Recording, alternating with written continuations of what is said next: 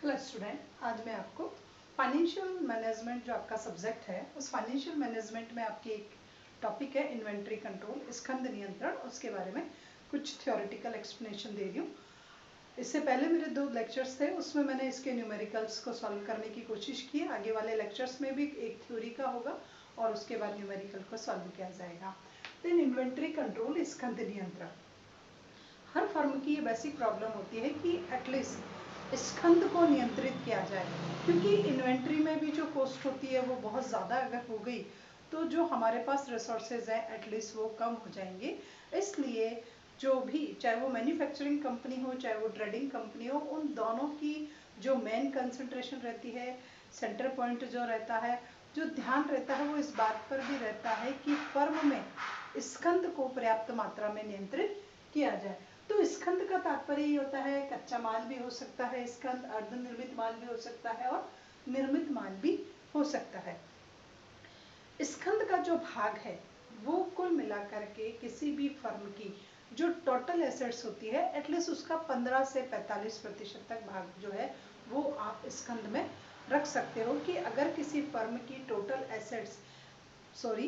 जो एसेट्स है वो 1 लाख रुपीस की हो, कुल संपत्ति अगर 1 लाख रुपए की हो, तो 1 लाख का 15 से 45, इट मीन्स 15,000 से 45,000 तक का वो फर्म या कंपनी जो है वो अपना स्टॉक में इन्वेस्टमेंट रख सकती है। तो स्कंद का भाग जो है वो टोटल एसेट्स का 15 से 45% तक होता है।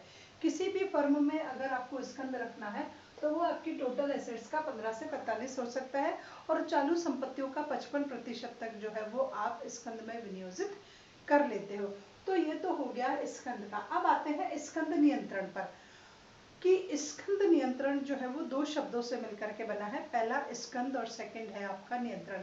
देन स्कंद का अर्थ क्या होता है और नियंत्रण का अर्थ क्या होता है, हम इन दोनों शब्दों को पहले अलग अलग करेंगे। तो स्कंद और नियंत्रण आपके 2 शब्द मिल गए। तो सबसे पहले स्कंद से हम देखते हैं कि क्या अर्थ होता है स्कंद का। स्कंद व्यापारिक संस्थाओं के लिए अलग बात होता है और वित्तीय संस्थाओं के लिए स्कंद का तात्पर्य अलग बात से लगाया जाता है। व्यापारिक संस्थाएं वो होती है जो कुल मिलाकर के ट्रेडिंग करती है, फिनिश गुड्स को ट्रेडिंग करने का काम करती है। और कुछ मैन्युफैक्चरिंग इंस्टीट्यूशंस होती है, जो मैन्युफैक्चरिंग इंस्टीट्यूशंस होती है वो केवल मात्र कच्चा माल लेकर के और फिनिश गुड्स को तैयार करने का काम करती है। तो व्यापारिक संस्थाओं में विक्रय के लिए उपलब्ध माल या जो वस्तु होती है उसका तात्पर्य स्कंद होता है। व्यापारिक संस्थाएं हैं सब जो है फिनिश गुड्स को ट्रेडिंग कर रही है। सपोज करो कि मैं के जो है वो ट्रेडिंग इंस्टीट्यूशंस हूँ और मैं जो है वो तेल का जो है निर्यात, तेल का जो है वो क्रय और विक्रय कर रही हूँ। तो मेरे यहाँ मैं तेल ही खरीद के लाती हूँ और तेल ही बेचने का काम करती हूँ। इट मीन्स ऑयल जो है, तेल जो है वही मेरा क्या होगा, स्टॉक होगा, क्योंकि मेरी ट्रेडिंग उसी में चल रही है। तो व्यापारिक संस्थाओं के लिए जो विक्रय के लिए उपलब्ध माल होता है या जो भी वस्तु होती है एटलीस्ट वही जो है वो स्कंद कहलाती है। साबुन विक्रेता जो है, साबुन का विक्रेता के साबुन ही खरीद के लाता है, साबुन ही बेचता है, तो उसके लिए वही स्कंद कहलाता है। अब आता है हमारे निर्माणी संस्थाएं। तो निर्माणी संस्थाएं जो होती है वो रॉ मटेरियल परचेज कर करके लाती है और उसको सेमी फिनिश गुड्स और फिनिश गुड्स में कन्वर्ट करती है। तो निर्माणी संस्थाएं जो है वो कच्चा माल खरीद के लाई कि अब सपोज करो साबुन निर्माता कंपनी है, पहले साबुन ट्रेडिंग कंपनी थी, अब साबुन निर्माता कंपनी है। तो वो ऑयल भी लाएगी, कास्टिक सोडास, अलग टाइप के सोडेज और बहुत सारे मटेरियल्स और रॉ मटेरियल परचेज कर करके फिर उसको फिनिश गुड्स में कन्वर्ट करेगी। और कभी कभी क्या होता है सेमी फिनिश गुड्स ही रह जाता है, उनकी कटिंग बाकी रहती है, पैकिंग बाकी रहती है, लेबलिंग बाकी रहती है। तो मैन्युफैक्चरिंग संस्था, निर्माणी संस्थाएं वह संस्थाएं होती है जो कच्चा माल, विभिन्न प्रकार का कच्चा माल एकत्रित कर करके उसको फिनिश गुड्स में कन्वर्ट करती है, या एक ही प्रकार का कच्चा माल लेकर के उसी को, जैसे कॉटन थ्रेड लिया और उसी से फिर जो है वो रेडीमेड गारमेंट्स बनाए या क्लॉथ जो है मटेरियल वो प्रिपेयर किया। तो निर्माणी संस्थाओं में कच्चा माल, अर्धनिर्मित माल और निर्मित माल, कच्चा माल, निर्मित माल और अर्धनिर्मित माल जो होता है उससे हमारा तात्पर्य स्कंद से होता है। तो स्कंद का तात्पर्य दोनों संस्थाओं के लिए अलग अलग होगा। व्यापारिक संस्थाओं के लिए जो स्कंद है वो अलग बात रखता है और निर्माणी संस्थाओं के लिए स्कंद जो है वो अलग बात रखता है। अब आते हैं हम नियंत्रण शब्द के लिए, कि अब हमें स्कंद को नियंत्रित करना है, व्यापारिक के को भी और निर्माणिक के को भी। तो नियंत्रण भी अगेन दो प्रकार का होता है। सबसे पहले आप पर्टिकुलर इकाई या भौतिक जो है उस पर नियंत्रण रख रहे हो आप, कि भौतिक मात्रा पर नियंत्रण रखना है या इकाई पर नियंत्रण रखना है, पहली बात हो गया। दूसरी बात हो गई कि आपको मूल्य पर नियंत्रित रखना है, कि उसमें जो इन्वेस्ट है उसकी जो कॉस्ट है, उसका जो प्राइस है, एटलीस्ट आपको उसको इन्वेस्ट करना है, सॉरी उसको कंट्रोल करना है। तो नियंत्रण फिर दो प्रकार का होता है। पहला नियंत्रण होता है आप मात्रा से लेकर के लगा रहे हो, या फिर जो भी कुछ भौतिक वो है उसकी मात्रा उसको लगा रहे हो, या फिर मूल्य पर नियंत्रण कर करके लगा रहे हो। अब हम देखते हैं कि इकाई या भौतिक मात्रा का नियंत्रण अलग जगह होता है और मूल्य का नियंत्रण अलग अलग फर्मों में होता है। तो सबसे पहले हम लेते हैं क्रय और उत्पादन विभाग, कि हर फर्म में परचेजिंग और प्रोडक्शन डिपार्टमेंट होता है। तो क्रय और जो उत्पादन विभाग होता है, इन दोनों का काम होता है उत्पादन के लिए आवश्यक सामग्री उपलब्ध करना। किसी भी फर्म का जो परचेजिंग डिपार्टमेंट होगा या प्रोडक्शन डिपार्टमेंट होगा, तो वो उस कमोडिटी को प्रोड्यूस करने के लिए आपको पर्टिकुलर कुछ सामग्री, आवश्यक सामग्री जो है वो उपलब्ध कराएगा। अतः आवश्यक सामग्री उपलब्ध कराने के लिए उसको इकाईगत नियंत्रण को अपनाना पड़ेगा। वो पर यूनिट जो है नियंत्रण उस पर कॉस्ट लगाएगा। इसके अंतर्गत सबसे पहले वो क्रय करके लाता है। आपको कोई सामग्री का प्रोडक्शन करना है तो सबसे पहले उस सामग्री के प्रोडक्शन के लिए वो मार्केट से कुछ रॉ मटेरियल परचेज कर करके लाएगा। फिर उस रॉ मटेरियल को ला करके वो वेयर हाउसिंग गोडाउन्स या गोदाम में रखेगा भंडारण के लिए। तो उसको भंडारण की व्यवस्था करनी पड़ेगी। अब अगर आपने गोडाउन में माल रखा है तो उसकी सेफ्टी की भी आप ही की वो रहती है, कंट्रोल सेफ्टी करोगे तभी जाकर के आपके पास रॉ मटेरियल बचेगा। तो उस स्कंद की सुरक्षा की जो है जिम्मेदारी वो भी आप ही की आ जाती है, कि जितनी भी मात्रा हमने क्रय करी है उसकी गोडाउन में रखने की लागत, उसको भंडारण करने की जिम्मेदारी, कि उसको किस स्टाइल से गोडाउन में सुरक्षित रखा जाएगा गोदामों में, और उसके बाद उस स्कंद की सुरक्षा करना पूरी सेफ्टी से, जैसा उसको टेम्परेचर, जैसी उसको जो है रिक्वायरमेंट हो उसी के अकॉर्डिंग उसको वहाँ रखना। चोरी और गबन नहीं हो, उसमें किसी स्टाइल का कोई फ्रॉड नहीं हो, थेफ्ट नहीं हो, चोरी नहीं हो, इन सब चीज़ों से बचाना। ऐसा नहीं हो कि हम लेकर के आए 50 किलो और रह जाए 10 किलो ही।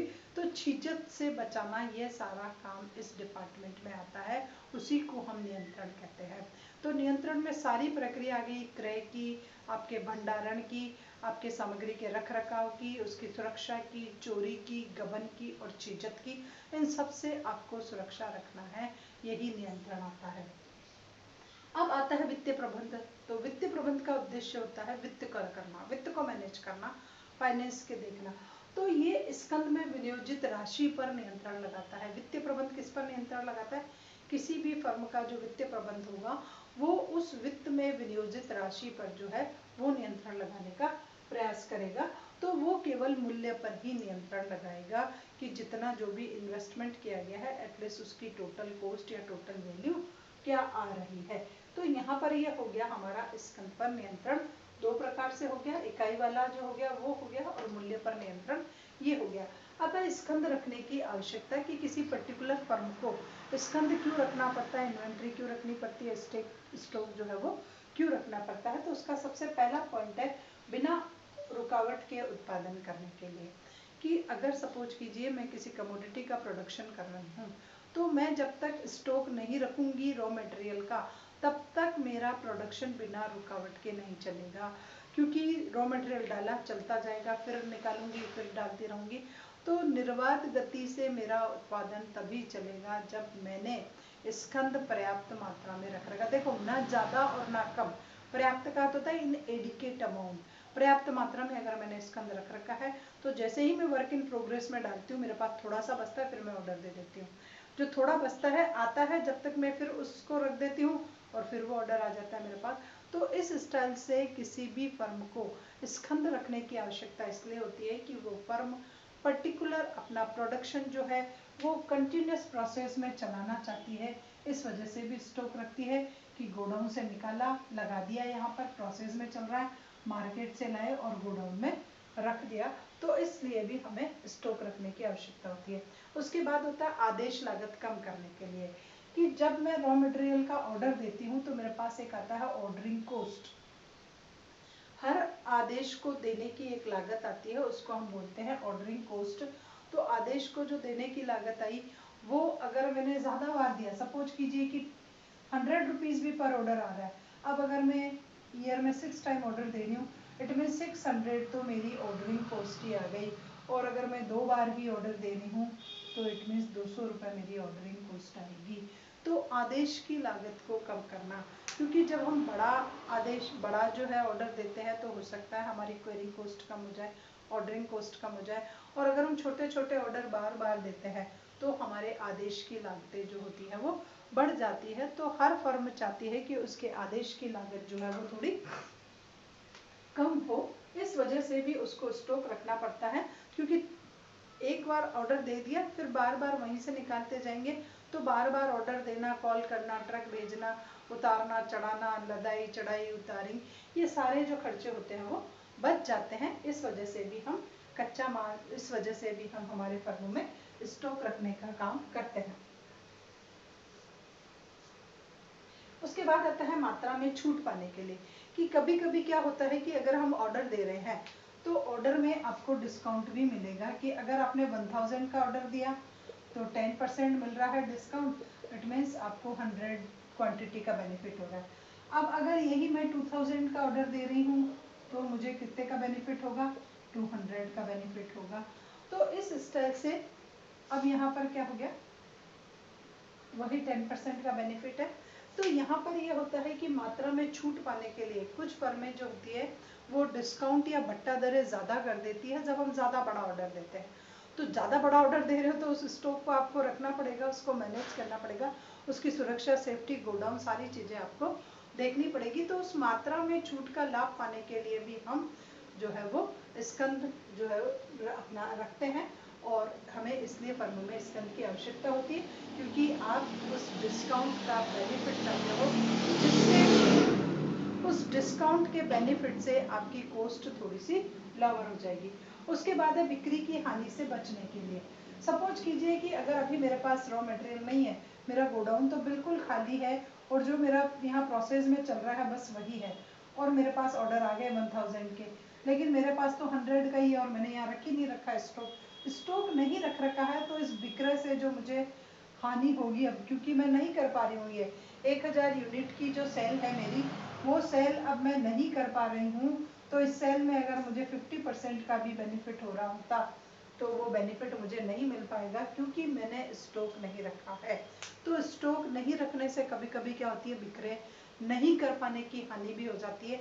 आपने स्टॉक नहीं रखा, ऑर्डर आ गया, अब ऑर्डर आ गया तो आप सेल नहीं कर सकते।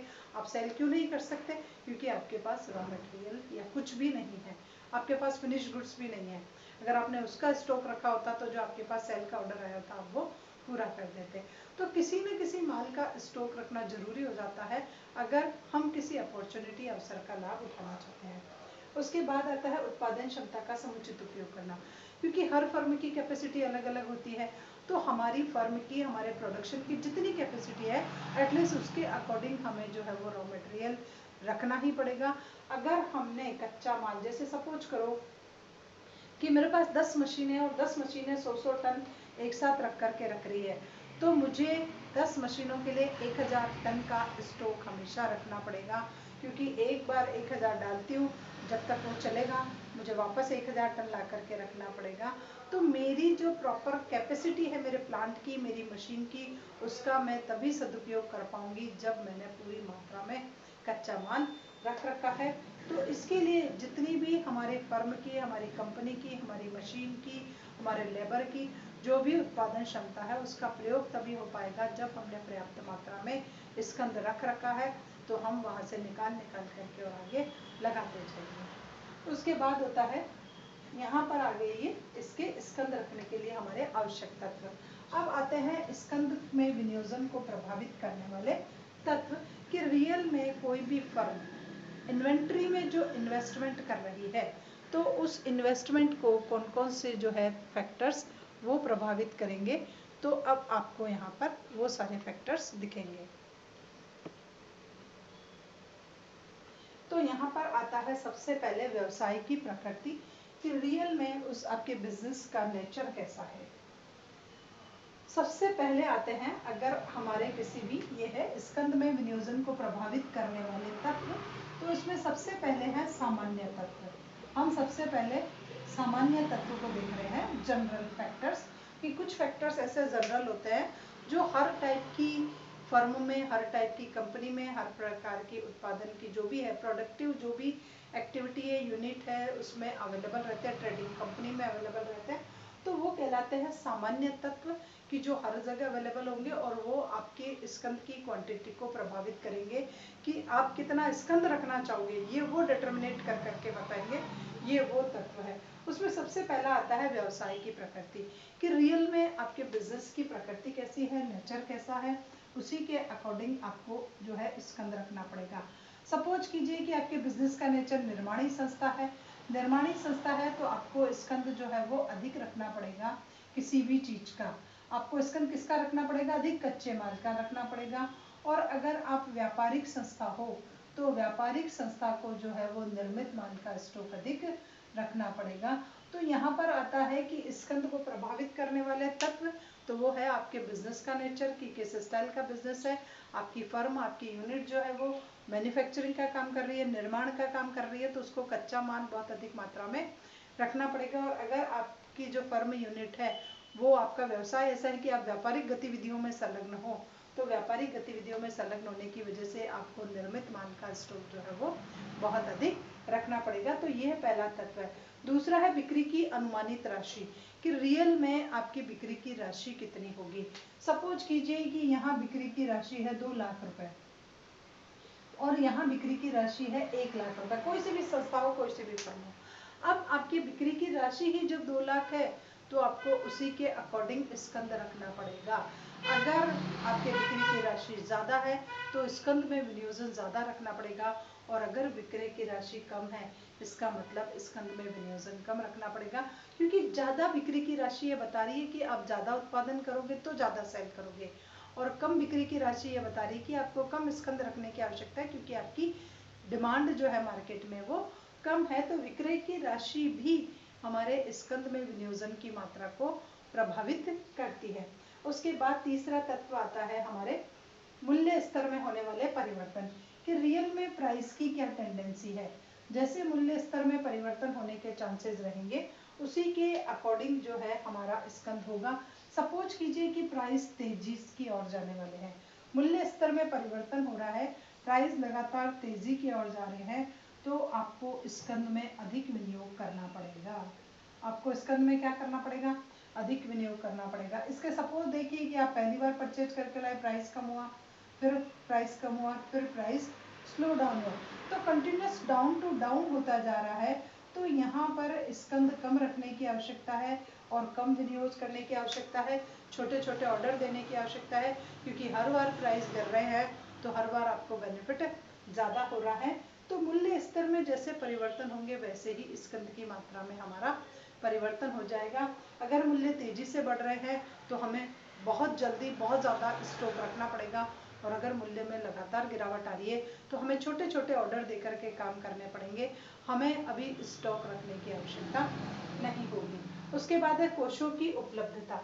अब सोचिए कि आपके पास फंड कितना अवेलेबल है, आपके पास जितने ज़्यादा कोष हैं आप उतना ज़्यादा जो है वो स्कंद रख सकते हो, आप अधिक जो है वो स्कंद रख सकते हो, अधिक इन्वेस्ट स्टॉक रख सकते हो। और अगर आपके पास फंड कम है, कम कोष है, तो आपको स्कंद भी जो है वो कम रखना पड़ेगा। वो कम क्यों रखना पड़ेगा, क्योंकि अधिक पैसा होने पर आप अधिक इन्वेस्टमेंट कर सकते हो, आपके पास सोर्सेज बहुत ज़्यादा अमाउंट में है, और कम पैसा होने पर आपके पास सोर्सेज है ही नहीं, तो आप स्कंद में ही सारा इन्वेस्टमेंट नहीं लगा सकते हो। तो यहाँ पर है कि कोषों की उपलब्धता भी स्कंद की मात्रा को प्रभावित करती है। जिस व्यवसायिक फर्म के पास बहुत अधिक मात्रा में, पर्याप्त मात्रा में फंड होता है, कोष होते हैं, वो ज़्यादा इन्वेस्टमेंट कर सकती है, ज़्यादा स्टॉक रख सकती है।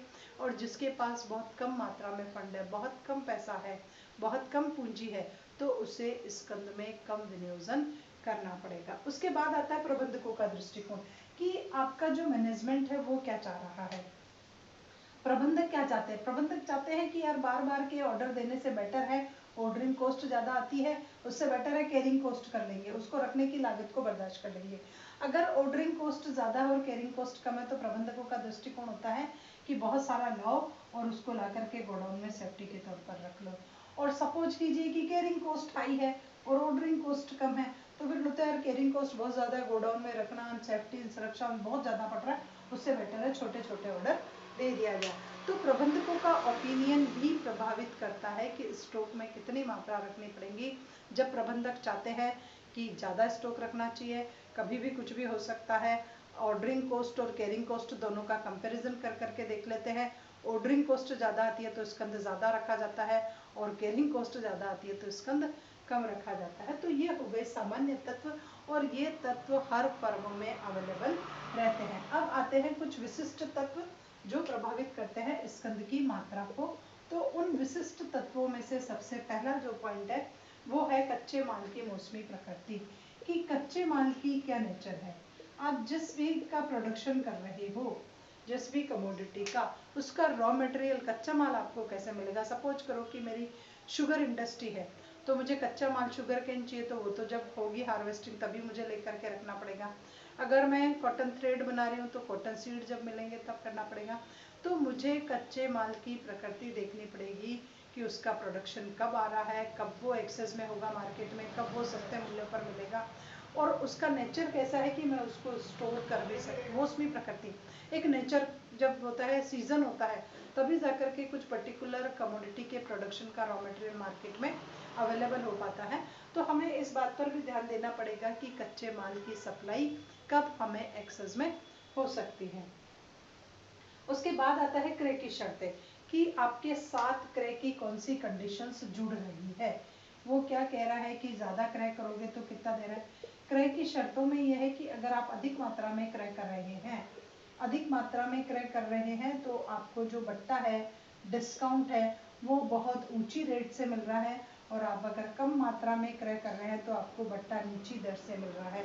ये क्रय की शर्त है। सपोज कीजिए, तो यहाँ हम क्या करेंगे, ऊंची दर से बट्टा लेने के लिए हम अधिक मात्रा में स्कंद में विनियोजन कर देंगे, या अधिक मात्रा में स्टॉक को जो है वो मैनेज कर लेंगे। तो क्रय विक्रय की शर्तें, क्रेडिट पर मिल रहा है, उधार पर मिल रहा है बहुत ज़्यादा, तो फटाफट खरीद लो, फिर पता नहीं क्या होगा, 2 महीने 3 महीने की क्रेडिट फैसिलिटी पर अगर रॉ मटेरियल मिल गया, कंडीशंस ऐसी फिक्स हो गई।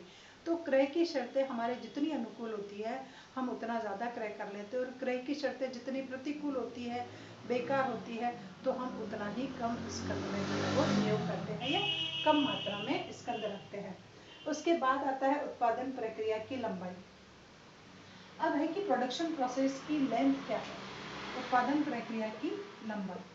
अगर मेरा प्रोडक्शन प्रोसेस जो है वो 45 दिन का है, और एक प्रोडक्ट का जो प्रोडक्शन प्रोसेस है वो 10 दिन का है, तो मुझे क्या करना पड़ेगा, 45 दिन वाला जो है उसके लिए मुझे कम स्कंद रखना पड़ेगा, लेकिन जो 10-10 दिन में खत्म हो रहा है उसके लिए मुझे अधिक जो है वो स्टॉक रखना पड़ेगा। तो इस प्रकार स्कंद की मात्रा को उत्पादन प्रक्रिया की लंबाई भी प्रभावित करती है। जिस प्रोडक्ट को रॉ मटेरियल से फिनिश गुड्स में कन्वर्ट होने में एक लॉन्ग प्रोसेस लगती है, तो वहाँ कम स्टॉक रखोगे तो भी चल जाएगा, क्योंकि आपने डाला, फिर आप परचेज कर करके ले आना, फिर जब तक वो चलता रहेगा। लेकिन कुछ ऐसा होता है कि आज डाला और तरसों निकला, तो ला करके रखना पड़ेगा, क्योंकि फटाफट डालते जाएंगे, फटाफट लेते जाएंगे, तो बार बार ऑर्डरिंग कॉस्ट बहुत ज़्यादा हो जाएगी। उससे बेटर कैरिंग कॉस्ट को बर्दाश्त कर लिया जाएगा, वरना एक आदमी इसी में रहेगा रॉ मटेरियल परचेज करने में ही। तो इस प्रकार से जिन प्रोडक्ट की उत्पादन की प्रक्रिया वो छोटी होती है, उनमें हमें अधिक मात्रा में स्टॉक रखना ही पड़ता है, और जिनकी उत्पादन प्रक्रिया लंबी होती है वहाँ पर हम स्कंद में कम विनियोजन कर देंगे या कम स्कंद की मात्रा रखेंगे तो भी चलेगा। उसके बाद आता है तकनीकी प्रकृति। अब आता है कि अगर टेक्नोलॉजिकल है, हमारा तकनीकी प्रकृति है उत्पादन की, बहुत ज़्यादा टेक्निक को अडेप्ट कर करके प्रोडक्शन कर रहे हैं, तो वहाँ क्या होगा कि अधिक ध्यान केंद्रित करना होगा, क्योंकि टेक्नोलॉजिकल प्रोडक्ट में किस्म का ध्यान ज़्यादा रखना ज़रूरी है। अगर वहाँ किस्म में गिरावट हुई तो फिर उस प्रोडक्ट की सेल करना बहुत मुश्किल हो जाएगा। तो अगर हमारा प्रोडक्ट टेक्निकल नेचर का है, तो सबसे पहले सारा का सारा ध्यान किस्म पर करना पड़ेगा, और उसके लिए वैसा ही hi-fi raw material purchase कर करके लाना पड़ेगा।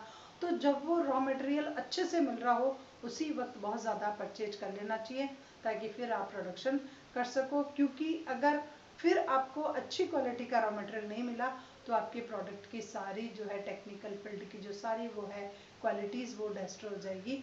तो इसलिए तकनीकी अगर उत्पादन की मात्रा है तो कच्चा माल अच्छी क्वालिटी वाला रॉ मटेरियल पहले से ही ला करके रखना पड़ेगा और उसमें किस्म का ध्यान देना पड़ेगा, इसलिए पहले से रखना पड़ता है।